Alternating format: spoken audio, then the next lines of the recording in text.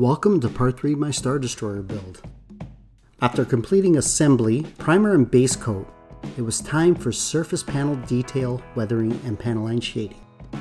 Using images of the studio model that was created for The Empire Strikes Back as my guide, I set out to mask off various panels on the main assemblies of the model.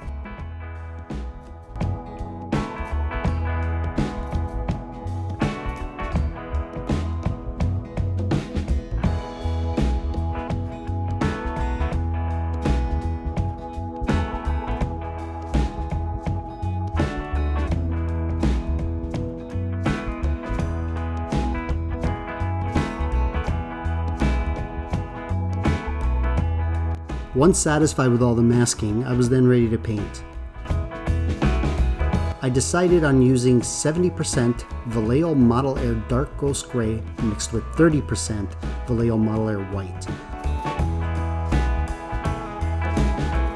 I also sprayed a little lighter and a little heavier in certain areas to achieve a more layered panel look.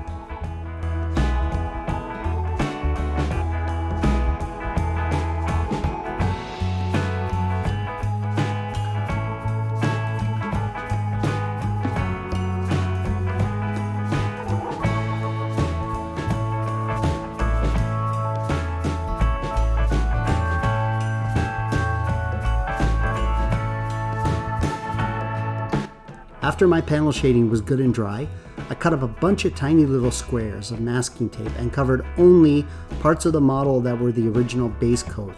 This would provide me with an additional layer of panel shading.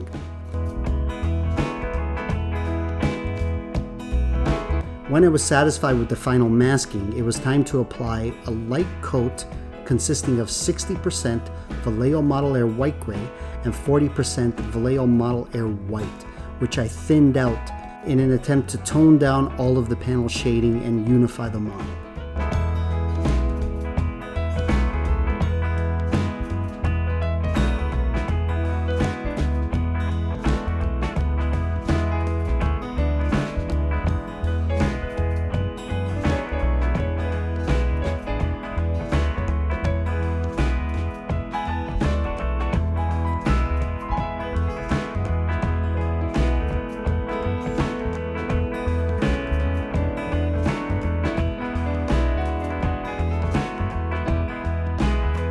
Next, it was time for a coat of VALLEJO Gloss Varnish in preparation for panel line shading.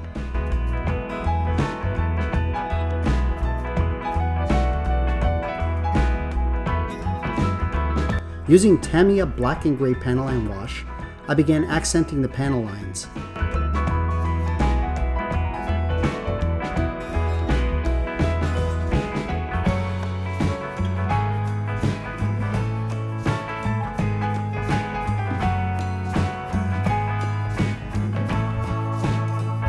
If I felt I'd applied too much wash to the model, I wiped up the excess using cotton swabs and a paintbrush, lightly dipped in Tamiya X20 thinner.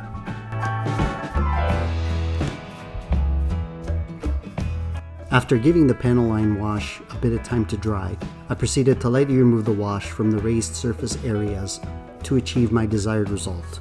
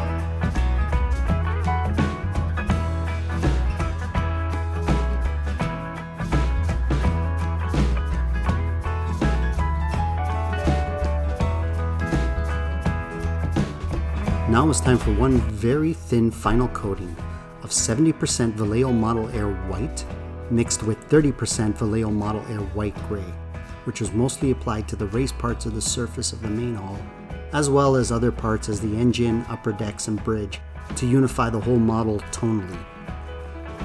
And after a final coat of VALLEJO matte varnish, all my model surface detailing was complete.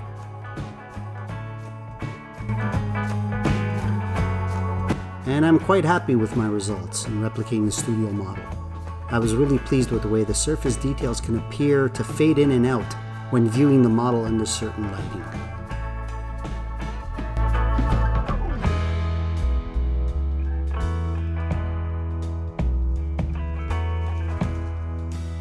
And this is where I leave you. I hope you enjoyed part 3 and will join me for the final part of my Star Destroyer build, where I share with you my lighting solution, custom display base, and present my finished model. Thanks to everyone for watching and following my video build. Hope to see you next time, and stay safe.